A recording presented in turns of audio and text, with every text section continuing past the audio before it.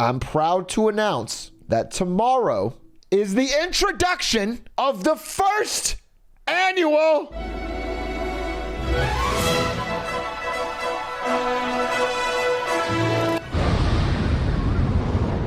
Marketing Monday Awards, featuring special guests Ludwig Ogren, Cutie Cinderella, Nathan Stans, and possibly more. It will be at exactly no delays, 6 p.m. Pacific. Okay, AMA. I think we're going to do it right now. Me and Maya. Me and the Yule. What a good dog. Okay, first question. Why do you refuse to play Paper Mario? What a stupid first question.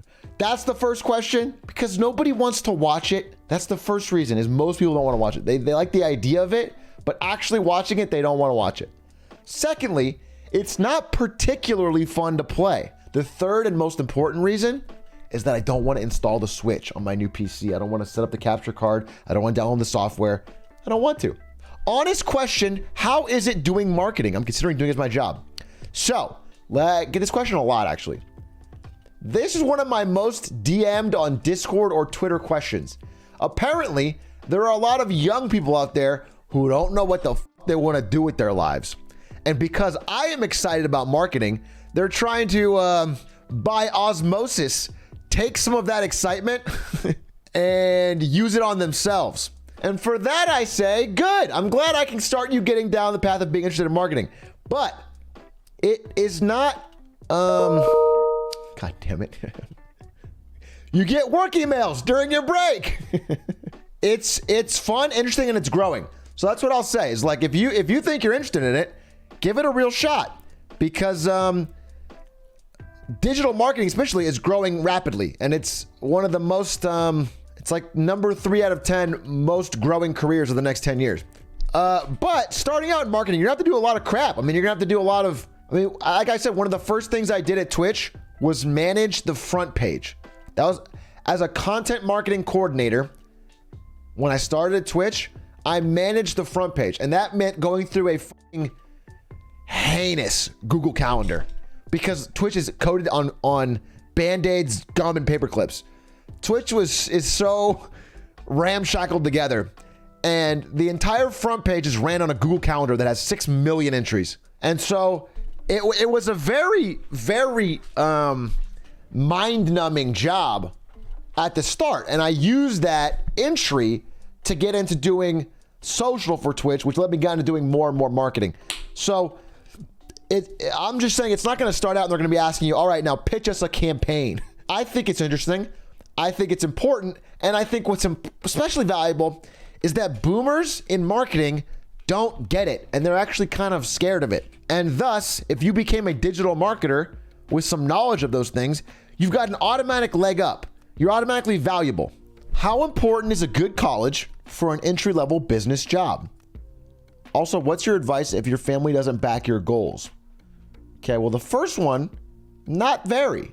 The second part about your family not supporting you, I think I can sort of relate, although my mom was more supportive of me trying to get a job in esports. My dad was very unsupportive. My dad did not believe that gaming and esports would offer a viable career path for anyone, let alone his son who spent all day gaming. So all I can say is, you gotta do you. And I think it depends on your parents. I don't know them. I think the core issue with my parents was that my parents, deep down, as angry as my dad got, was just worried about me. They were worried I would be, not able to support myself, that I would chase this dream and nothing would happen and I would get hurt. So I think they were worried about me. So there was a place of love there. If there's no place of love and they really just don't support you in any way, that's tough. But if they do, and it's just like they're fearful about your choices because they don't understand them, then just do your own thing and prove them wrong, and then they'll come around. Favorite set of Melee you've ever played?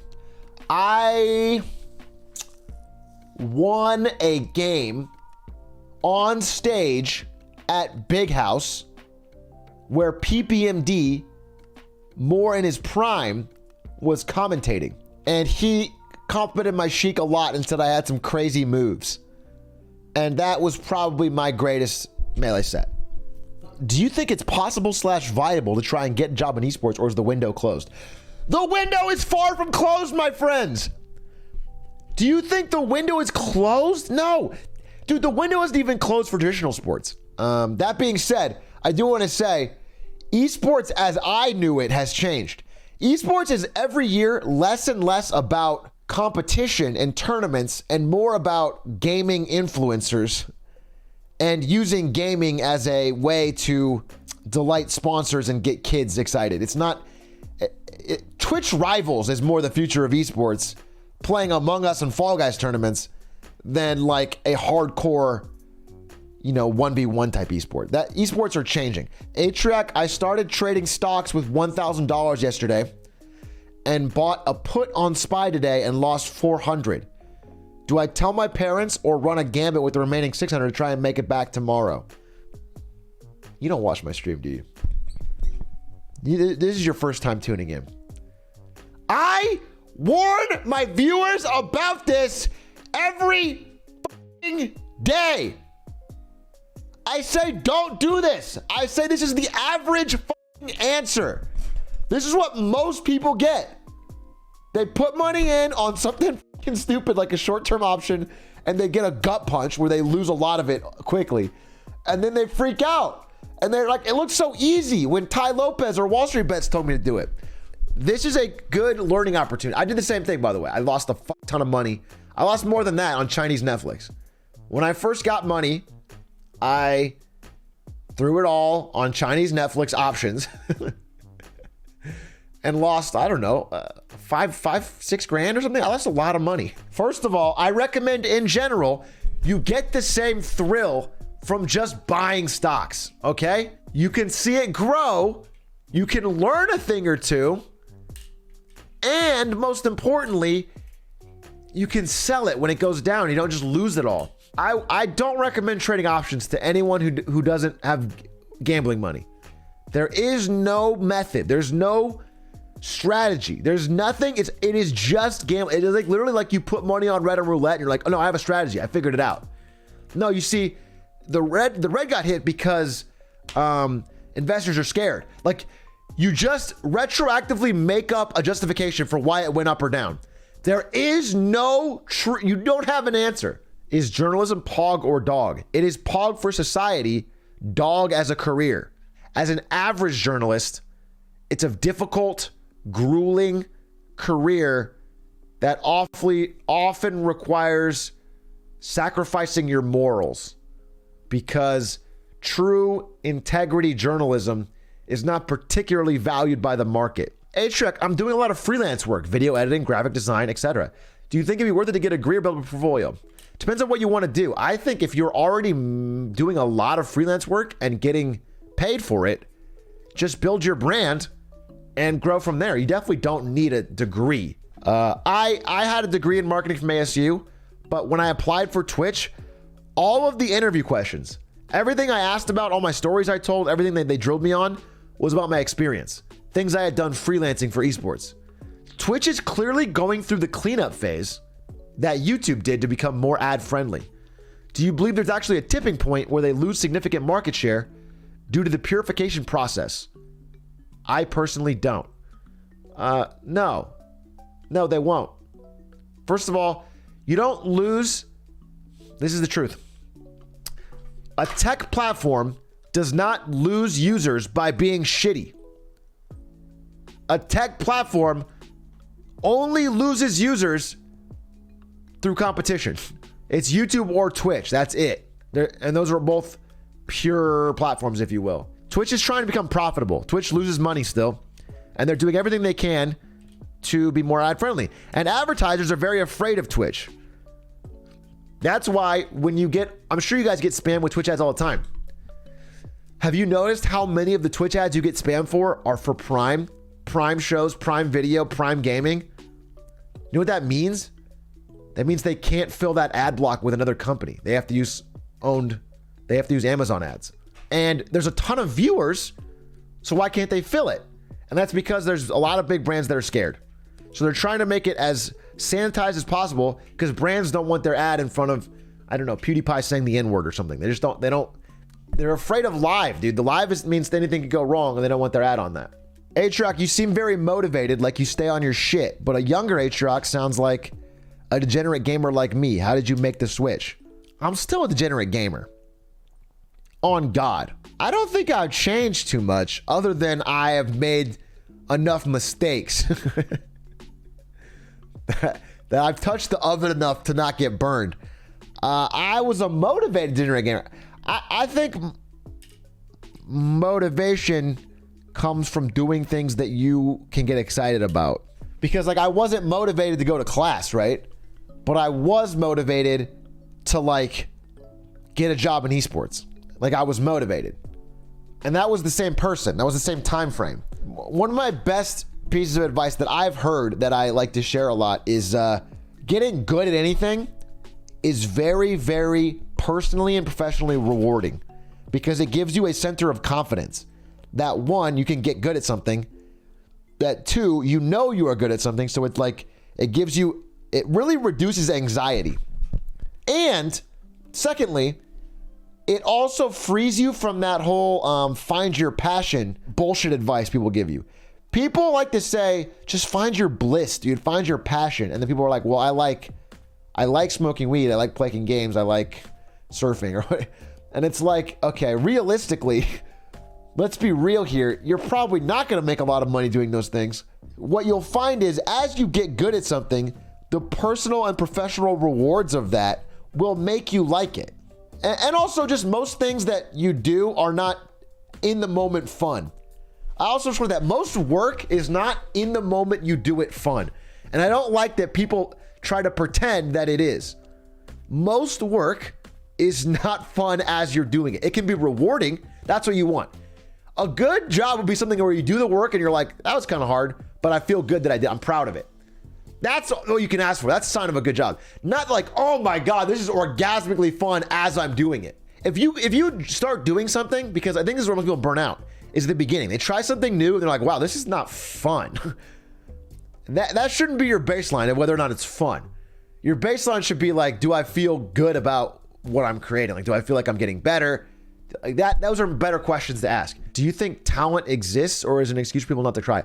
I personally don't believe in talent. And by the way, most importantly, I think whether or not talent exists, thinking it doesn't exist is better for you. Having a mindset of like talent doesn't matter, I can outwork it, is still better. If you look at most people they call talented, they just started grinding younger. Like if you look at like Wayne Gretzky, right? And you're like, oh man, he's so talented. His dad had him on the ice at 3. His dad had him skating at 3 years old. He was, by the time he started his first year of little league hockey in Canada, he had 8 years, like 7 years more practice than everyone else there. Look, there's a lot of evidence that hours of practice matters a lot more than talent. Here's the deal. Here's the most important thing. Even if talent exists, it's only the difference between the 0.001% and the 0.002%. It's the difference between LeBron and or DeMarcus Cousins. Yeah, like DeMarcus Cousins is an amazing player, but he's not LeBron. Maybe they both grinded the same amount, although I'm probably sure LeBron grinded more. Either way, that's where talent matters, but you're still in the NBA. For most things in life, for most things that you and I will do, we're not trying to get between the 0.01% and the 0.001%. We are trying to get to the top 10%. Getting the top 10% of your field is doable by anybody, is what I'm trying to say. If you wanted to become the top 10% of chefs, you could do it, even if you have no talent for cooking. I have no talent for cooking. I could do it. You can grind that. That is like getting to platinum. If you want to get to platinum in League, there is no talent reason you can't do it. It's not that hard. Most people are bad at most things. So if you just want to get better than the average person, it's not hard. It just takes a little bit of effort. You know what I'm saying? You're not worried about the 1% later, dude. You can get to the top 10% of anything you want to do. Atrioc, I'm a good student, but not much else. Rub it in, why don't you? How do I transition to a reasonably successful career?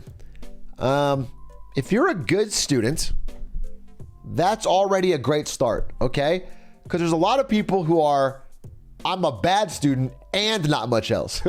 You're a good student, but not much else. So you're already in a good spot. You're already you're in a good lead. The better your grades in high school, the better your chances of getting a good financial deal for college. That's what you want. Then if you're a good student in college, your goal is to use that GPA on your first resume to get a job. That's the value of GPAs. You can do all these things without a good GPA. I didn't have a good GPA, but that's where the value comes from. GPA helps in those two ways. For high school, it's for college. For college, it's for the first job. How do I tell my parents I want to move away from college? Here's how you do it. Hey, mom and dad, I want to move away for college.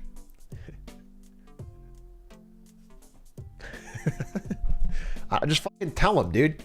Although I will say, during these crazy times, living with your parents for college or around your parents is PogChamp. I was actually kind of, because I went to school in Arizona. My parents lived in Germany. And it was kind of a bummer not to have my parents near me sometimes. Like, I just needed, sometimes you want to see your parents, sometimes they need help, or sometimes you need help. Falling head over heels for a coworker, but she has a boyfriend, what do? All right, here's an idea. Okay. It's a tough situation. What I think you should do is find a coworker, kind of a nerdy assistant type guy with glasses, and like pull funny pranks on him together. Like, work with her to like pull funny pranks on him, and then you'll sort of bond, right? And then when she has an art show, you should go to it. What are the best tips for marketing students to get internships? The secret tips. Listen, let me tell you, the world is not a crazy, scary place. Oh, it is actually. Sorry, take it back. The world is a crazy, scary place, but some of the the mechanics of a lot of the world are not as crazy or scary or weird as they may seem. If you think about it with a little bit of self-confidence, like, hey, I'm a motivated, intelligent person who paid attention in school. I'm ready to go. I want to learn in a company. And you find places you're interested in and you let them know. You apply to them or reach out or do a little bit extra due diligence and find somebody who works there and reach out and be like, hey, I did this and this. I'm interested in working at your company. I love your company. I saw this program, this project. I want to interested there. Do you have any open interest? Like anything like that. Any kind of hustle on that side usually works or can get you down the right path. Do you play any instruments? If so, which one? If no, which one did you learn? I don't play any instruments. I remember my uncle bought me a DVD called How to Learn How to Play Guitar. It was like a 4-part DVD.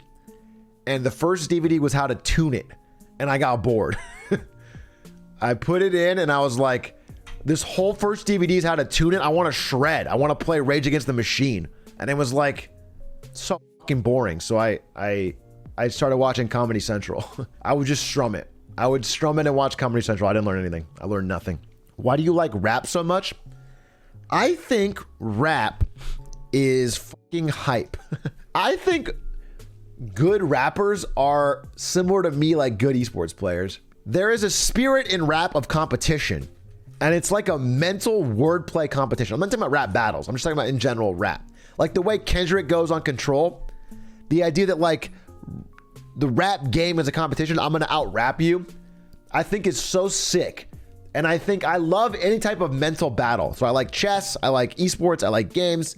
And I like rap. I think rap is a great way to do that. I think clever rap is so sick. The whole concept of rap having these tropes, like 10 rappers can all say that I'm more paid than you and I get more bitches than you, but in totally different ways. And they all find new ways to innovate those tropes. That's why I like it. Top 5 favorite rappers. It changes, but I do think that Black Thought is up there. I do love J. Cole too. I know it's kind of like the standard, but I love J. Cole. I do. I think he's really good. I think I relate a lot to J. Cole. And also, if you just cut Chance the Rapper's last album out, if you just pretend it never existed, he's easily my top 5. I have never related to somebody more than Chance the Rapper. When I graduated and I was like, I don't have a job. I want to drive to California and make it in esports. And my parents were like, don't do that. It makes no sense. And I was like, I'm going to do that. And I drove from Colorado to California. I listened to acid rap 6,000 times. Chance the Rapper is my hustle album. If I ever even hear a track from that album, it brings me back. And then when I made it, like when I got the job, Coloring Book came out. And it was like, then I was also Pog. It was like, Chance the Rapper was my whole journey. I listened to 10 Day in college, Acid Rap when I was looking for jobs, and Coloring Book when I got the job. And like, I fucking loved that trilogy. And then Big Day was trash. Worst rapper you've heard? Oh, who was that freestyle? You guys linked me that terrible freestyle. Who was that? Was that Smoke Perp? God, that was terrible.